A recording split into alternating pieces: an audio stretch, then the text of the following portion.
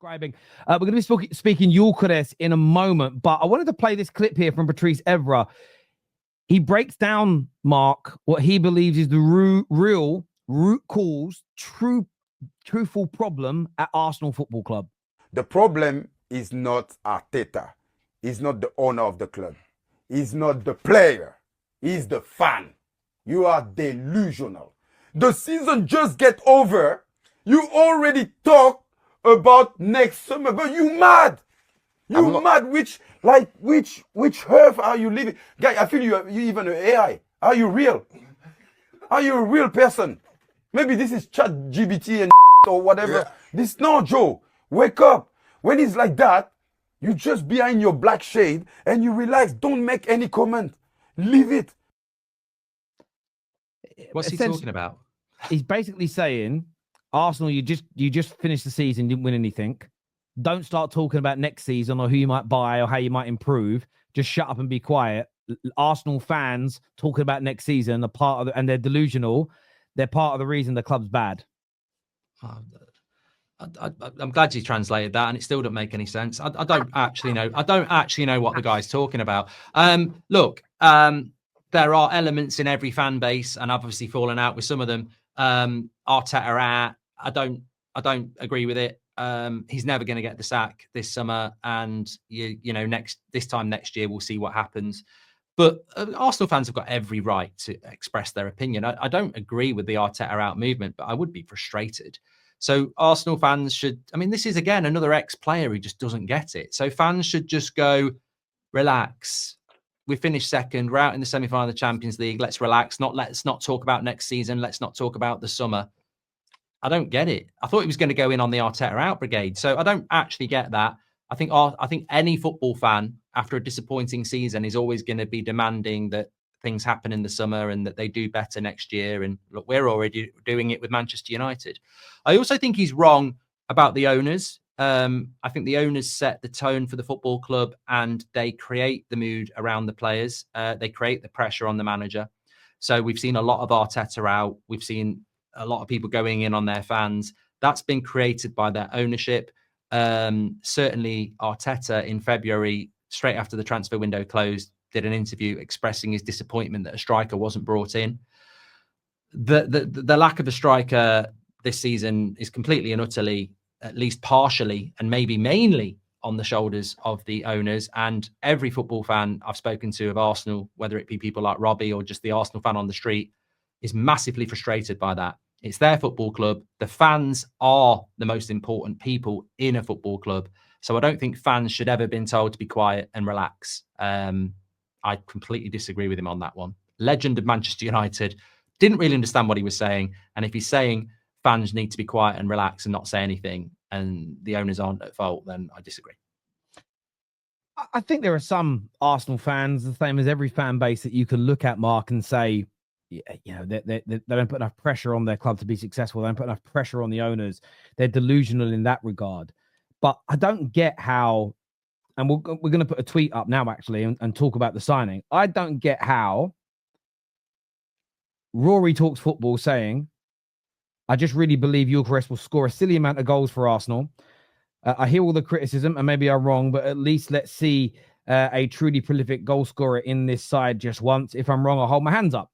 I don't see how an opinion like this, I don't see how it even makes a football team better or makes a football team worse. You're allowed to talk about transfers. This is what's crazy. Maybe social media is highlighting it. Football fans have done what Patrice Evra is moaning about forever. As football fans, our whole lives, the season never ends for us. The football season stops, the football stops, and we start speaking transfers. How do we get better? How do we maintain ourselves? Oh, what can we do? Should we sell him? It's exactly what football fans do. I think what footballers do, and where Evra's coming from, and maybe it's an insight, I've said this for a long time, what football fans don't realise is, because the season never stops for us, is that for players, it's a job. A lot of them, it is a job. They do switch off. Oh, I'm off with the French team now. I'm off with the English team now. Oh, I'm not being called off. I'm off on holiday for a month. They're heavily paid at the top level, and the only thing they're interested really in is their own brand. When's my next contract? They probably do switch off. but fans aren't going to switch off. I can't have that. On that tweet there, I mean, I don't disagree with him about Gyokeres. I mean, that's why I want him at Manchester United. I think the same at Chelsea. I think at Liverpool, I think he will score a lot of goals in a good team.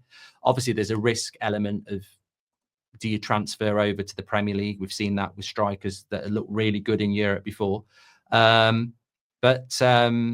it's something Arsenal have got to do, and they've got to go and get the best they can get. I'm sure they've got the money to do it, and they've certainly got the director of football to do it, and they've got the desire to do it. I think with a striker, Arsenal should win the league. That's the missing piece for me. So, yeah. Yeah, listen, I don't really get the problem that Arsenal fans have with Gyokeres. I think some are just trying to be edgy. I'm going to say he's going to be bad. And then we know what they're going to do, Mark. They're then going to hope he's bad so they can say, I was right. I can't understand that. So is this weird? Like, I was going to ask that. So there's people in the Arsenal fan base that don't want Gyokeres. Yeah, there are people that they're putting together the compilations of all the mistakes he makes in games, saying this is wrong and that is wrong. And of course, no one's perfect. There are going to be games where, oh, look, there's heavy. We've created a weird environment in football now where, oh my God, look, he had a heavy touch there and that through ball wasn't correct and he shot there when he should have passed. Shit player. This just happened forever. You could literally put a compilation together of R9 doing this in his peak. But there are some gooners out there that are so against this. I'll just read. There'll be a post from a big aggregator that Arsenal were close to getting this, or there's a report of a bid, and then just read the comments. It's like always important, I think, with the job we have to gauge what fans are saying.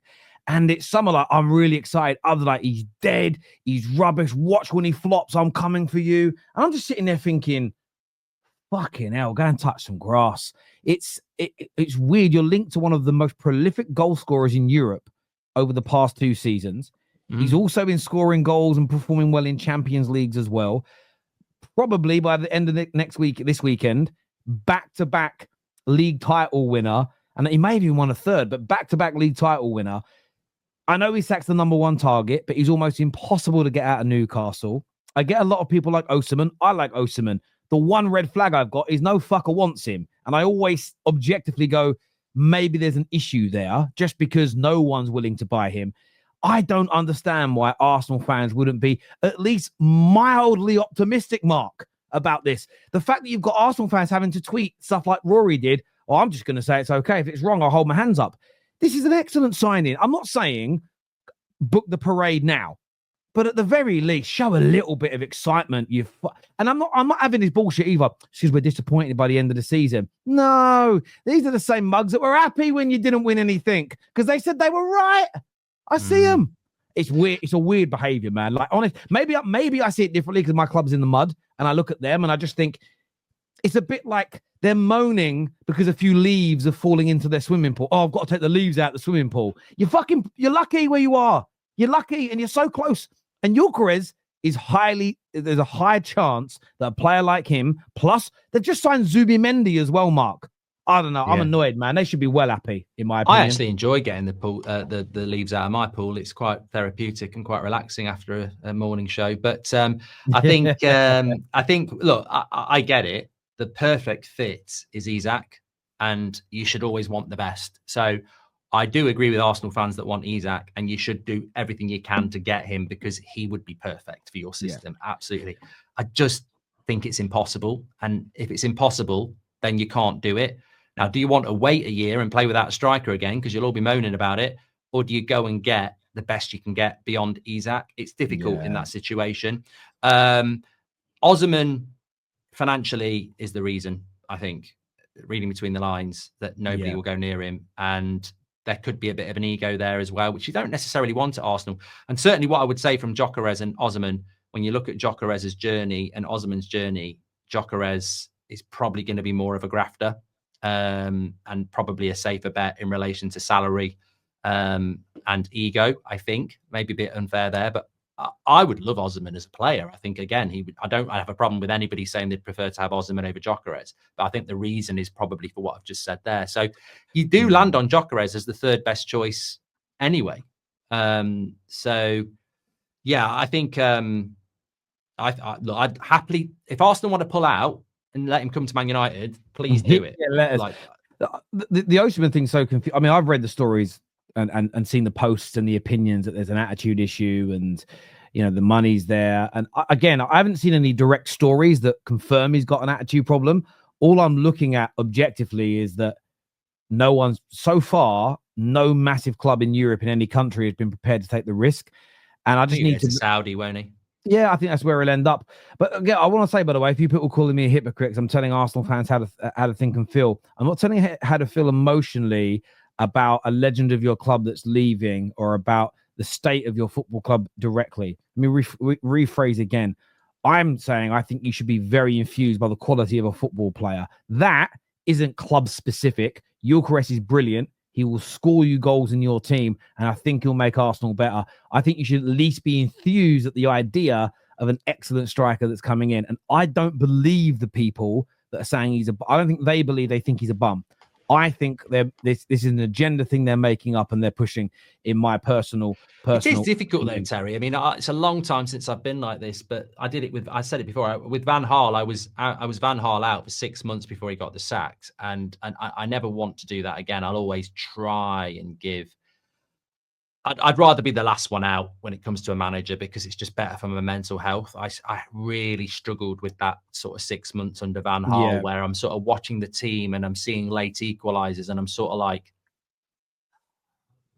I want to celebrate, but yeah. So I think for Arsenal fans, if you've made your mind up on Arteta, it's going to really cloud your judgment on a lot of things, and it's not a happy place to be. No, you are right. You are right. I think that will stick in a lot of people's minds. This is, I don't get the problem people have with Gyokeres. City bought Haaland from the Austrian league.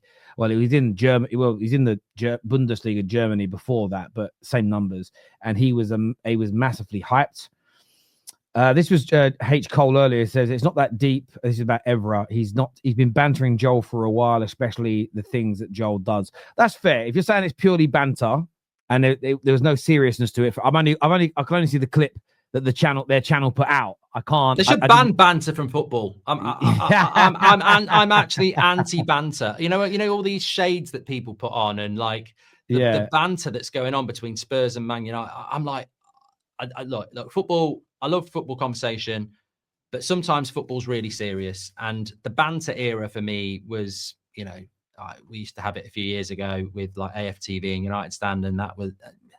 I've never really took to the banter thing. Like I can't be arsed with it. Like football isn't actually fun. Football's serious, and when I look at Spurs and Man United next week, I can't be arsed with any banter. Like this game is just so big, and there is no banter. There is no forfeits. Like it's just. Leave me alone. There is no. I can't be asked with the banter side of things. Like I think I'd rather have a proper conversation.